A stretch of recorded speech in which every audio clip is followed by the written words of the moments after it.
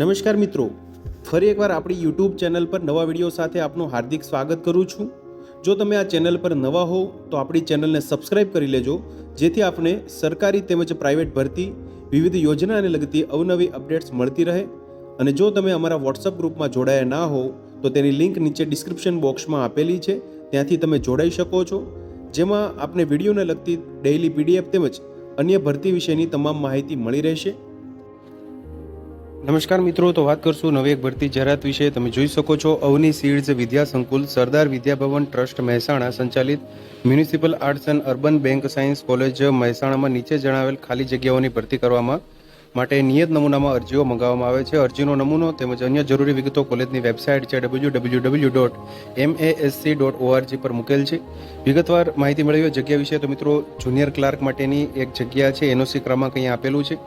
EWS category માટે મિત્રો જગ્યાઓ છે, જેમાં લાયકાતની વાત કરીએ તો હેમચંદ્રાચાર્ય યુનિવર્સિટીના 0144 મુજબની સ્નાતક ડિગ્રી, હિસાબી તથા કોમ્પ્યુટર જ્ઞાનના જાણકાર તેમજ ગુજરાત રાજ્ય સરકારની માન્ય સંસ્થાની કોમ્પ્યુટરની પરીક્ષા પાસ કરેલા હોવા જોઈએ ઉમેદવારો।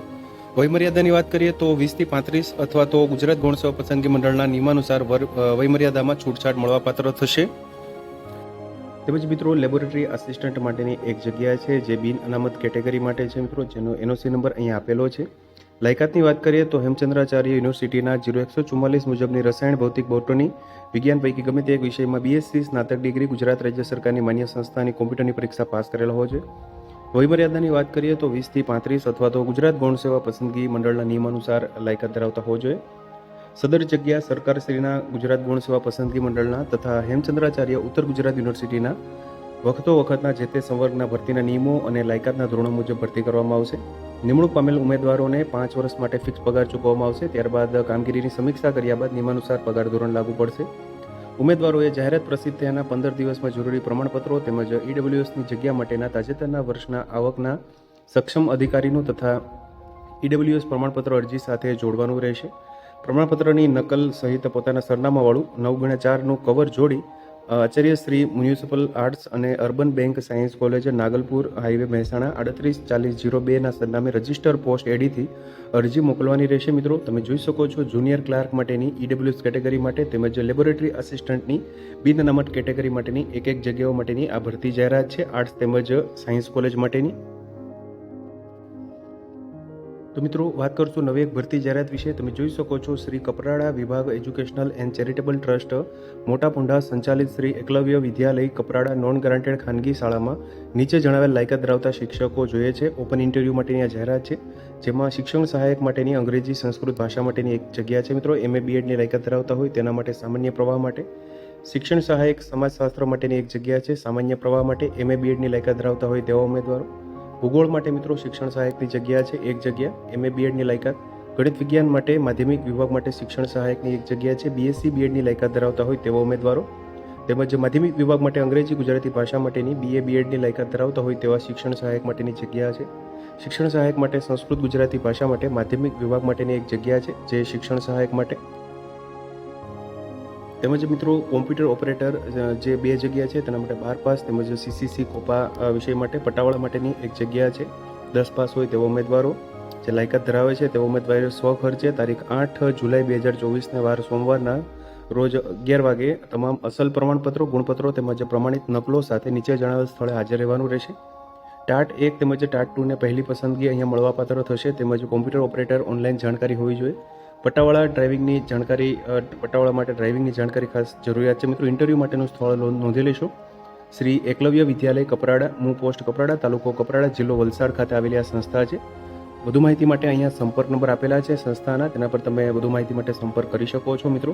તમે જોઈ શકો છો, શ્રી કપરાડા વિભાગ એજ્યુકેશનલ એન્ડ ચેરિટેબલ ટ્રસ્ટ સંચાલિત આ જે સંસ્થા છે મિત્રો, તેમાં વિવિધ શિક્ષણ સહાયક માટે અહીંયા ભરતી જાહેરાત હતી।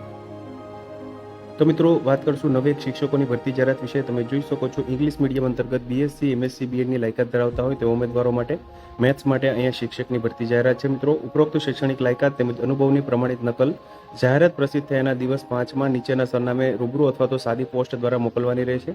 અરજીના કવર ઉપર ગુજરાતી માધ્યમ કે અંગ્રેજી માધ્યમ માટે અરજી કરેલ છે તે લખવાનું રહેશે, તેમજ વિદ્યાભારતી પ્રશિક્ષણ પામેલ અથવા તો અનુભવી ઉમેદવારને પ્રાધાન્ય આપવામાં આવશે। સ્થળ નોંધી લેશો અરજી માટેનું મિત્રો, પ્રતિ મંત્રી Shri Santram English medium school, Shri Santram મંદિર નડિયાદ 01 ખાતે તમારે અરજી કરવાની રહેશે અથવા તો રૂબરૂમાં તમે અરજી આપી શકો છો મિત્રો. મેથ્સ માટેની જગ્યા છે મિત્રો. તમે જોઈ શકો છો BSc MSc BEdની લાયકાત ધરાવતા હોય તેવો ઉમેદવારો અરજી કરી શકશે. તો મિત્રો વાત કરશું નવી એક ભરતી જાહેરાત વિશે. તમે જોઈ શકો છો છોટાઉદેપુર જિલ્લામાં પ્રધાનમંત્રી પોષણ શક્તિ નિર્માણ યોજના હેઠળ જિલ્લા પ્રોજેક્ટ કોઓર્ડિનેટરની 11 માસના કરાર આધારિત જગ્યા માટેની ભરતી જાહેરાત છે. તમે જોઈ શકો છો જિલ્લા પ્રોજેક્ટ કોઓર્ડિનેટર માટેની એક જગ્યા છે જેમાં માસિક મહેનતાણું 15,000 રૂપિયા મળવાપાત્ર હશે.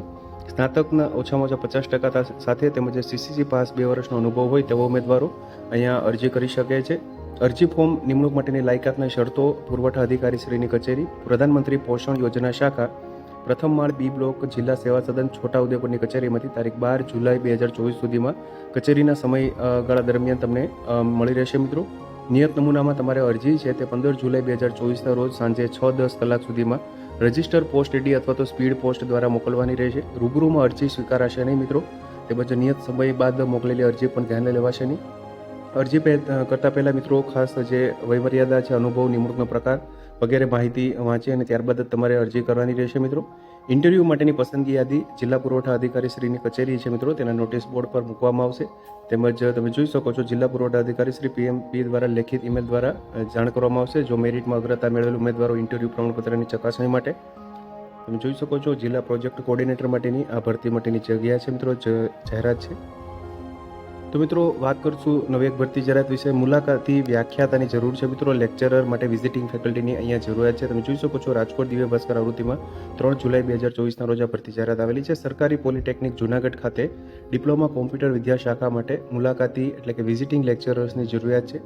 ઈચ્છુક લાયકાત માન્ય યુનિવર્સિટીમાંથી B કોમ્પ્યુટર ITના પ્રથમ વર્ગ ધરાવતા હોય તેવા ઉમેદવારો પોતાનો CV રૂબરૂ અથવા તો નીચેના સરનામે ઈમેલ કરવાનો રહેશે મિત્રો. તમે જોઈ શકો છો ઈમેલ એડ્રેસ આપેલું છે, તેના પર તમારે અરજી કરવાની રહેશે. રૂબરૂમાં પણ અરજી આપી શકો છો મિત્રો. તમે જોઈ શકો છો વિઝિટિંગ ફેકલ્ટી માટેની આ ભરતી જાહેરાત છે, મુલાકાતી વ્યાખ્યાતા માટેની.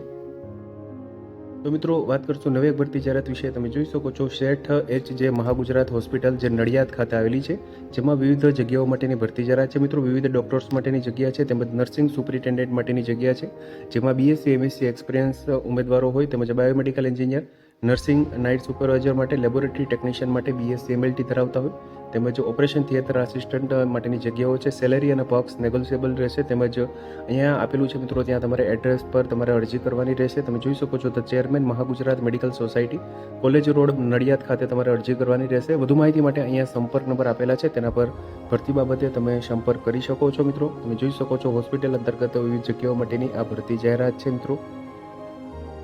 તો મિત્રો જો વિડીયો પસંદ આવ્યો હોય તો લાઈક કરજો તેમજ તમારા મિત્રો સુધી શેર કરજો. વધુમાં ચેનલને સબસ્ક્રાઇબ કરી લેજો જેથી આપને આવી વિવિધ માહિતી મળતી રહે. મિત્રો વિડીયો જોવા બદલ આપનો ખૂબ ખૂબ આભાર. મળીએ એક નવા વિડીયો સાથે. ત્યાં સુધી જય હિન્દ, ભારત માતા કી જય.